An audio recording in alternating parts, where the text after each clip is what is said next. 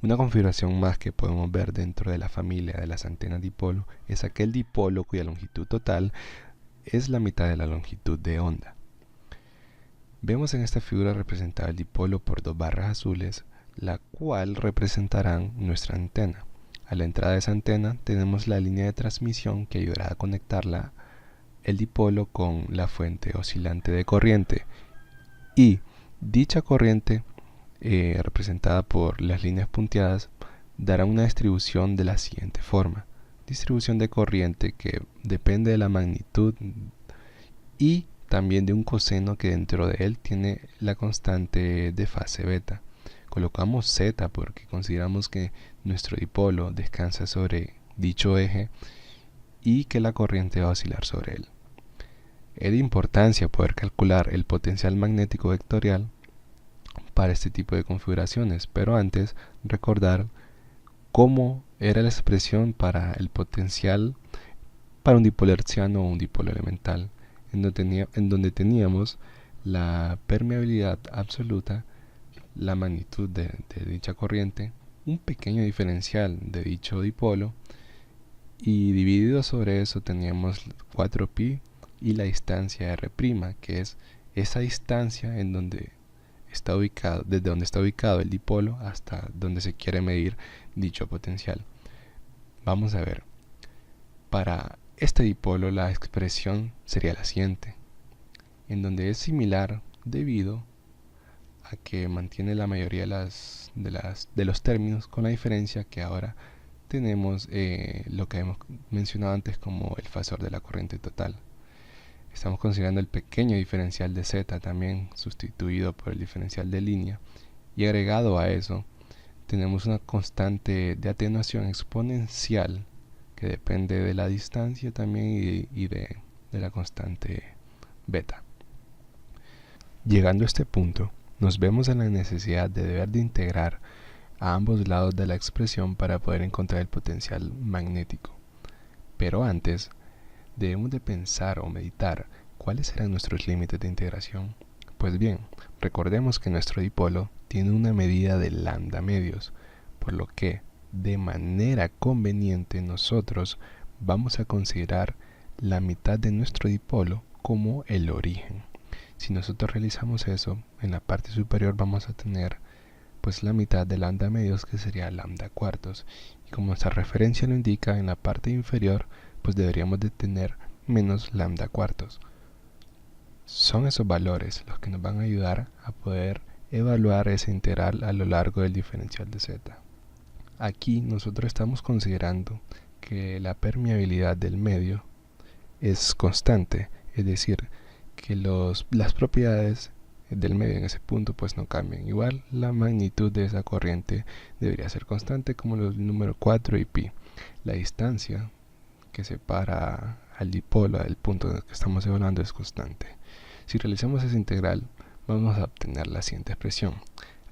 Si hacemos las siguientes consideraciones, y una es que el campo magnético es proporcional al campo, la intensidad del campo magnético lejano, de ahí sus siglas sub S, y eso a su vez va a ser igual al rotacional del potencial lejano.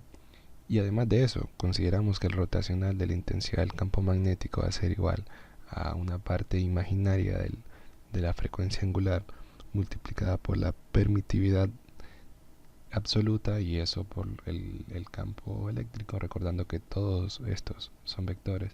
Si hacemos estas consideraciones, bueno, a ver, si nosotros podemos o llegamos a hacer estas consideraciones, vamos a poder encontrar el campo H normalizado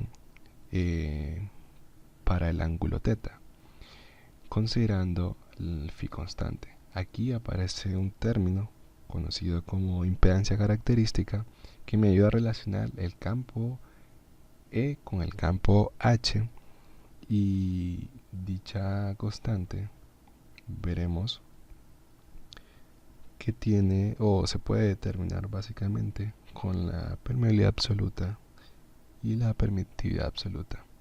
Está relacionada de la siguiente manera.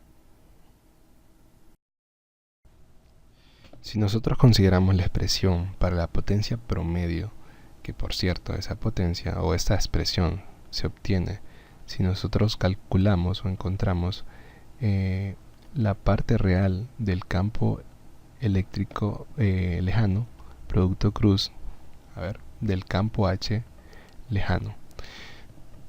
Nosotros previamente habíamos encontrado una expresión normalizada para el campo H en donde consideramos un phi constante.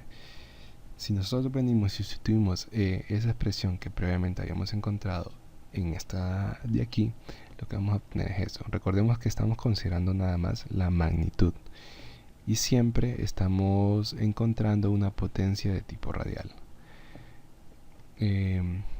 Ahora, existe lo que se llama la potencia de radiación, que la potencia de radiación se determina calculando la integral a lo largo de una trayectoria cerrada de la potencia promedio. Entonces, si sustituimos esta expresión de aquí acá, vamos a obtener lo siguiente. Estos intervalos de integración nos están indicando de alguna forma que estamos cubriendo todo el espacio. ¿Por qué así? Porque si recordamos las coordenadas esféricas, aquí, si consideramos las coordenadas esféricas, el ángulo θ es aquel ángulo que se mide desde del eje z hasta un punto que en nuestro caso sería pi. Entonces estaremos encontrando como una especie de arco, y si ese arco lo hacemos girar de tal forma que phi valga 2pi, entonces estaremos creando una esfera, por lo que cubriríamos espacialmente todo.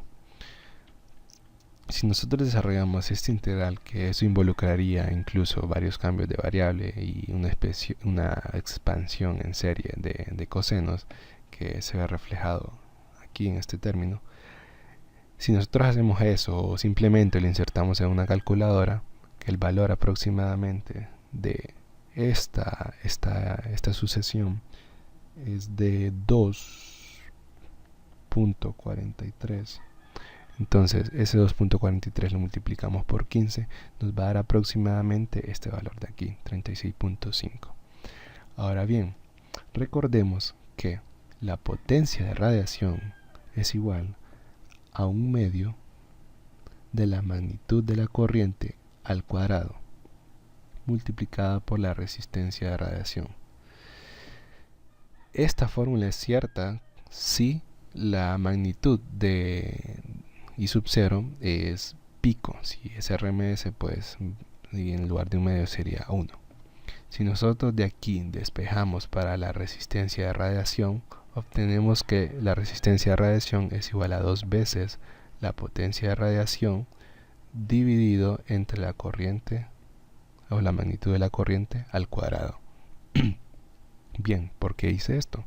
Porque todo este procedimiento que venimos haciendo es para sustituir la potencia de radiación aquí. Si lo hacemos, vemos que se cancelaría este I sub 0 con este I sub 0 y solamente nos quedaría que la resistencia de radiación sería igual a 2 veces 36.56, que esto aproximadamente es 73.1 ohmios.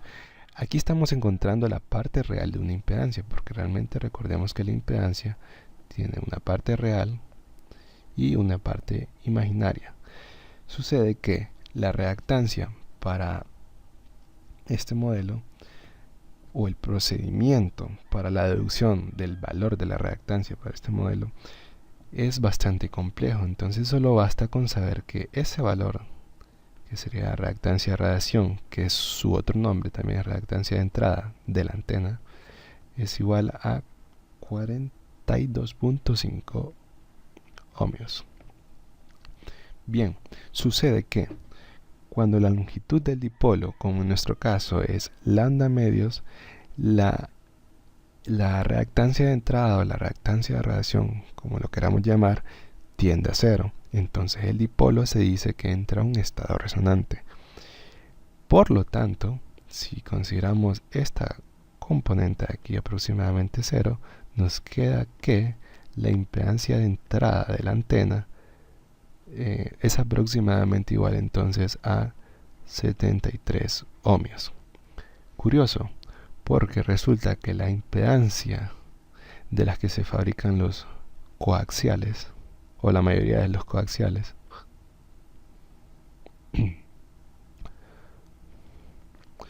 los coaxiales estándar, rondan entre 60 y 75 ohmios.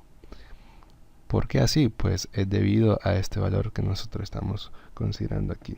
Ese es el valor estándar. Bien. Cuando digo coaxiales, si vemos este diagrama, recordemos que nosotros estamos trabajando en esta parte de aquí para allá. Los coaxiales vendrían siendo las líneas de transmisión.